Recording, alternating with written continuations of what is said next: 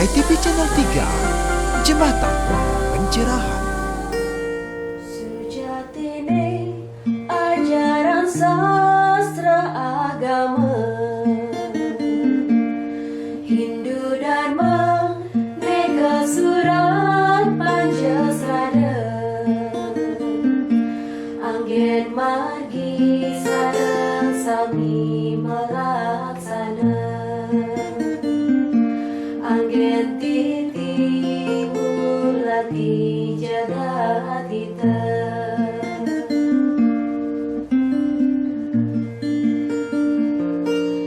Kaping sikida sang yang widiwasa Kaping kalih sang yang atma ring jiwatma Kaping telu Pemirsa HiTV, Napi Orti, kita jumpa lagi di kanal YouTube HiTV Channel 3, Jembatan Pencerahan. Beberapa menit ke depan, hari-hari Anda akan kami warnai dengan TOS, tayangan on the spot, berupa tontonan, berisi tatanan, dan memberi tuntunan untuk kita bersama. Bersama saya Diah Parisya, kita awali dengan high schooling Sekolah Rumah Hindu Dharma, dilanjutkan dengan berbagai rangkaian menarik lainnya. Selamat menyaksikan. Kaping sikida sang yang widiwasa Kaping kalih sang yang atma ring jiwatma Kaping telu nekalokta karma pala Kaping papat murar bawangan sangsara Kaping lima moksa tam jagat ditaya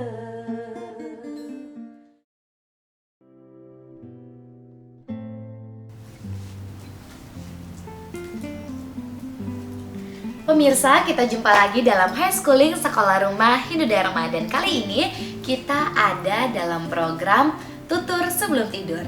Cerita apa yang akan kita bawakan kali ini akan kita saksikan setelah yang satu ini. Program ini didukung oleh SB, penerbit Pustaka Utama. Kali ini kita akan bercerita tentang musuh bebuyutan dalam buku Satwa Hinduni. Hingga kini kalian pernah dengar atau pernah lihat nggak sih kalau anjing sama kucing itu selalu bertengkar? Bener apa nggak? Benar. Tahu nggak kenapa? Nggak tahu, Kak. Ditya tahu nggak kenapa? Tahu. Kenapa emangnya? Kenapa? Gak tahu ya? Oke, kalau gitu Kak Ades ceritain aja ya. Jadi, dahulu kala konon anjing dan kucing itu adalah sepasang suami istri yang bahagia. Setiap hari anjing pergi bekerja, si kucing memasak di rumah. Tapi suatu hari ternyata si kucing sakit, jadi si kucing tidak bisa memasak makanan di rumah. Akhirnya si anjing yang sudah kelelahan kerja dari pagi sampai rumah dia harus memasak lagi karena istrinya si kucing itu lagi sakit.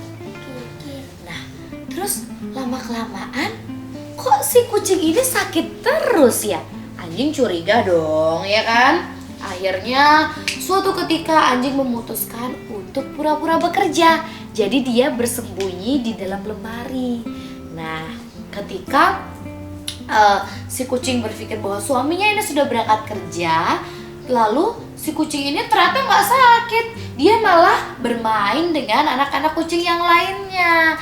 Nah, karena si anjing itu sudah mengintai dari balik lemari dari tadi itu, dia sangat kaget dan sangat kecewa pada istrinya karena selama ini dia dibohongi. Akhirnya si anjing ngejar kucing ke mana sampai dia keluar rumah dikejar, ke dapur dikejar. Sekarang ketika kita lihat anjing sama kucing kerjaannya kejar-kejaran terus kan? Iya apa enggak? Iya. Gitu deh. Jadi ada yang tahu nggak pesan moralnya apa? Yang tahu angkat tangan. Oke, Tika. Jangan pura-pura musibah untuk menghindari tugas. Oke, bener. Kita jangan pura-pura terkena musibah untuk menghindari tugas kita. Lakukan tugas kita dengan baik, pasti akan mendapatkan banyak pahala juga. Benar nggak? Benar. Benar nggak? Benar. Jadi kalian harus melakukan tugas kalian dengan baik, ya kan? Gak boleh pura-pura sakit, benar nggak? Benar. Oke, jadi itu dia teman-teman cerita musuh bebuyutan si kucing dan si anjing dari buku Satwa Hinduni. Semoga bermanfaat dan menginspirasi untuk teman-teman Swindi yang ada di rumah. Saya Widi Puspitarani Nanti kan Anda dan Sakraditya. Mohon pamit undur diri. Salam damai Channel 3. Gasir, gerakan Rp10.000. Ini bukan soal nominal. Namun inilah kesempatan Anda untuk mengulurkan tangan, membantu mereka yang benar-benar memerlukan pertolongan. Gasir gerakan Rp10.000 khusus digagas untuk ikut berperan dalam kampanye penggalian dana dan mendukung program-program Wartam Institute yang dilaunching 8 Oktober 2022. Kepedulian Wartam pada pendidikan Hindu sudah menjadi visi misi majalah Wartam dan Santi Foundation dalam pendidikan, pencerdasan, dan pencerahan umat Hindu melalui penerbitan buku-buku literasi yang berkelanjutan. Dana yang terkumpul seluruhnya akan digunakan untuk menyokong kegiatan Warins di bidang kemanusiaan, kebudayaan, dan lingkungan, seperti penyaluran beasiswa bagi anak berprestasi namun kurang mampu, penyaluran buku untuk memperkaya perpustakaan sekolah dan peserangan, pendampingan mading dan majalah siswa, pencatatan museum rekor Hindu bagi tokoh biasa dengan prestasi gila, gerakan inovatif langsung aksi inspiratif, dan gagasan-gagasan Warins lainnya, termasuk kontes Rikandi Hindu Indonesia dan Olimpiade Hindu Indonesia. Kabar baiknya, kini Anda bisa mendukung kami untuk berperan dalam pencerahan umat Hindu lewat sumbangsih dana punya dengan mendonasikan hanya Rp10.000 saja ke celengan Warins Educare di butik buku Hindu Wartam Gedung 3 Denpasar, atau bisa transfer Rp10.000 ke rekening BTN 000915000076695.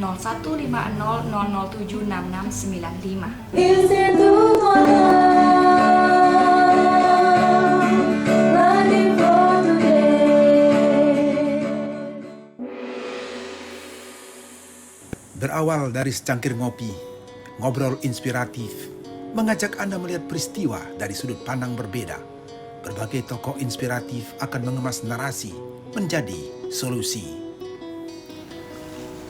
Pemirsa HTV Channel 3 Napi Orti, apa kabar? Mogi-mogi serta becek dalam karunia yang widi. Kita jumpa kembali dalam program Ngopi, Ngobrol Inspiratif Bedah Kolom Majalah Wartam. Nah pemirsa, baru-baru ini kita sudah meluncing Wartam edisi 92 dengan banner Kembali ke Esensi Hindu Sejati.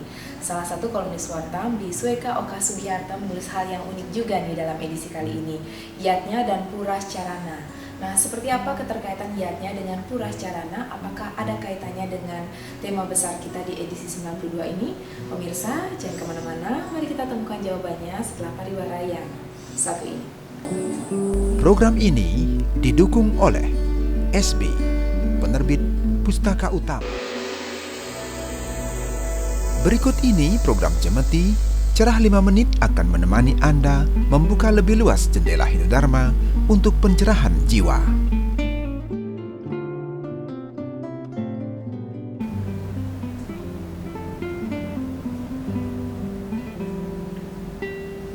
Pemirsa HTV Channel 3, kita jumpa kembali dalam program Cemeti, Cerah 5 menit bersama kolumnis Wartam Bapak Gusti Ketutwidana yang akan mengedarkan tentang topik bahasan kita kali ini sangat sederhana namun memiliki makna yang luar biasa. Harga sebuah terima kasih menurut Hindu. Acara ini disponsori oleh Wartam, Jendela Hindu Dharma.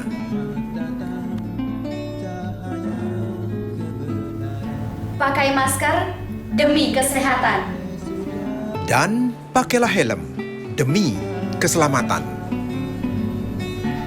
Lalu bacalah Wartam untuk membuka cakrawala lebih luas untuk ketentraman jiwa.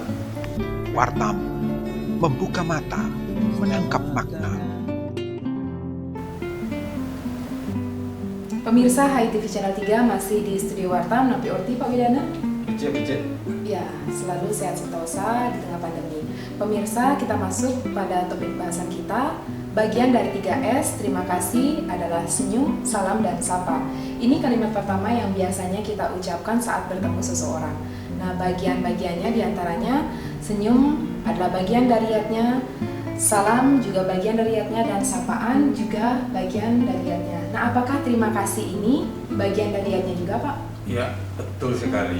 Jadi bagian sapa, senyum, kemudian ucapan terima kasih itu satu rangkaian dari suatu perbuatan yang esensinya adalah sebuah yatnya. Mengapa yatnya?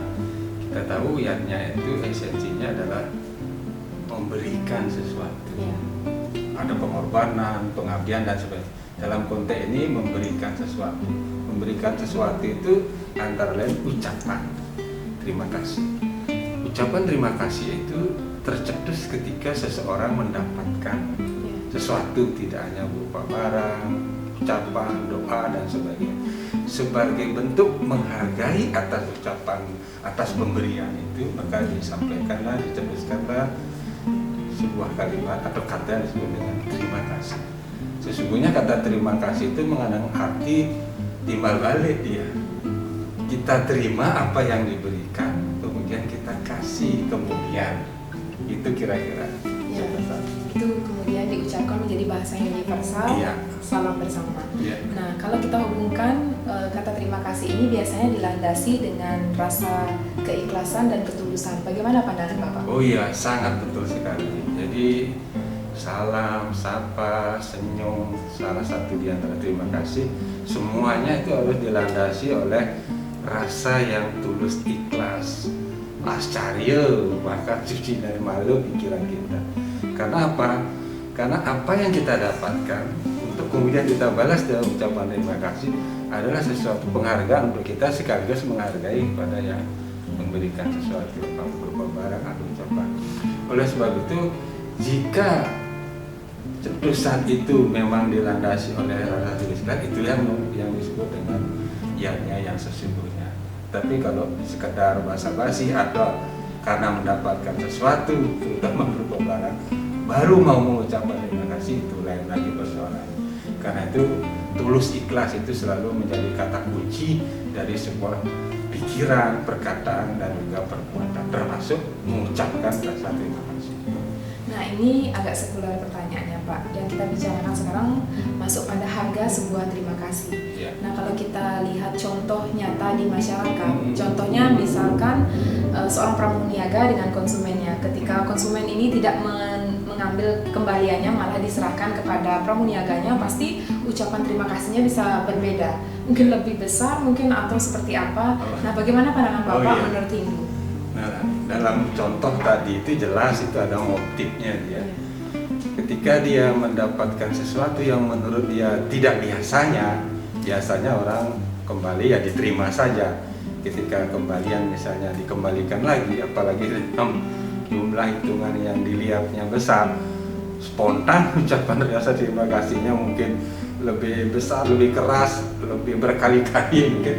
Nah, itu jelas motifnya ada sesuatu, yaitu karena mendapatkan sesuatu berupa benda atau barang yang bagi dia sangat berharga. Tapi ucapannya itu akan berbeda, menjadi berbeda, berlebihan karena ada sesuatunya. Sebenarnya tanpa ada sesuatu pun, apalagi itu pramuniaga dalam contoh memang tugasnya begitu, maka tetaplah untuk memberikan yanya dalam bentuk ucapan terima kasih itu dengan ikhlas, ada atau tidak sesuatu di balik itu. Saya kira itu yang lebih tepat. Ya, kalau kita ambil contohnya dalam acara agama Hindu gimana, Pak? Terus solusinya?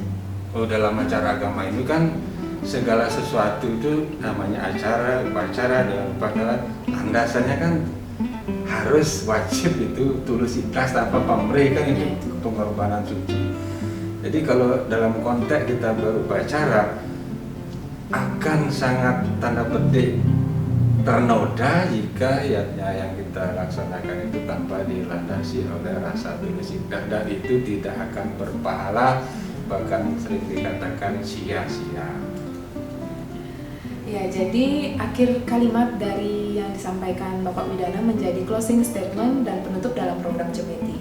Semoga dapat memberikan manfaat dan inspirasi untuk kita bersama.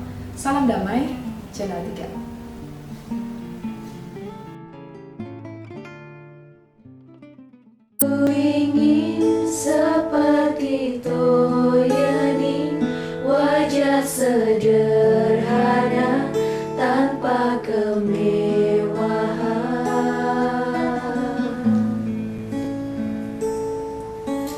Namun sungguh sangat berguna bagi kehidupan alam maya padat.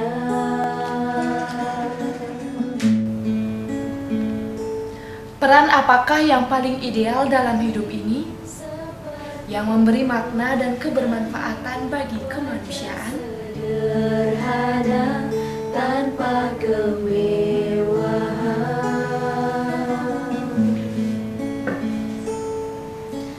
Menjadilah seperti Toyeni, wajah sederhana tanpa kemewahan, tapi sungguh sangat berarti bagi kehidupan maya. Alam maya padat.